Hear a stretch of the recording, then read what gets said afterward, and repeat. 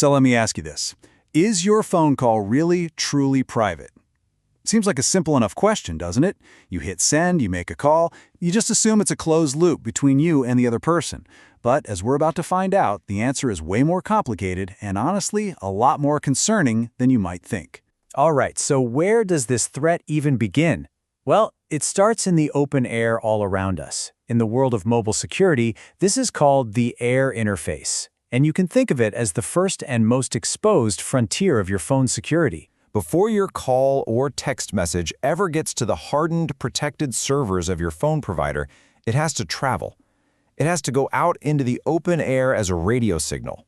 And that open space, well, it's fundamentally manipulable. It's a space where an attacker can play. This is the battleground. So if the air is the battleground, who's the enemy? Well, meet the imposter tower. This isn't just some abstract concept. We're talking about a real piece of hardware, a kind of digital predator that lurks in the radio waves waiting for your phone. The official term is a false base station, or FBS, but you've probably heard of them by their other names like IMSI catchers or maybe even the famous brand name Stingray. Their strategy is pretty brilliant in a devious kind of way. They pretend to be a real cell tower, but they broadcast a signal that's stronger and more enticing than any of the real ones around you. Your phone, which is programmed to always seek out the best connection, gets lured in and connects directly to the fake one. And once your phone is connected to it, the imposter tower has an absolutely alarming amount of control. It can track your location with incredible precision. It can intercept unencrypted calls and text messages. It can even cut you off from the real network completely, a total denial of service. Oh, and it can also inject its own malicious content. Just imagine getting a fake text that looks like it's from your bank, asking for your password. This stuff goes way beyond just passive listening. But wait a minute, you might be sitting there thinking, hold on, I've got a brand new 5G phone. It's got all the latest and greatest encryption. How could it possibly be vulnerable to this? And that, my friends, brings us to the real heart of this attack. It's something the source material perfectly calls the legacy curse. This quote right here just nails it. A whole problem boils down to this one simple truth. Your super advanced 5G phone, it still needs to be able to work if you drive into an area that only has a 2G signal, right? That need for backward compatibility is the vulnerability. It's the rusty old key that attackers use to bypass your phone's shiny new lock. So here's how the magic trick works. It's a simple four-step deception. First, the imposter tower blasts your phone with a fake rejection message, basically saying, nope, no 5G allowed here. Your phone, just following its programming, goes, okay, no problem, and starts looking around for an older signal it can use. And what do you know? The imposter is right there, waiting, broadcasting a super strong 2G signal. Your phone sees it, connects, and boom, that's it. The attacker has just forced your state-of-the-art smartphone back in time onto a 2G network where the security's decades old and laughably easy to crack. Now, this isn't some theoretical threat cooked up in a top-secret government lab. Not anymore. This is big business. What used to be the exclusive domain of top-tier intelligence agencies is now a full-blown commercial product, available to a much, much wider range of customers. And just look at the scale we're talking about. The market for these IMSI catchers is projected to hit nearly $600 million in the next decade.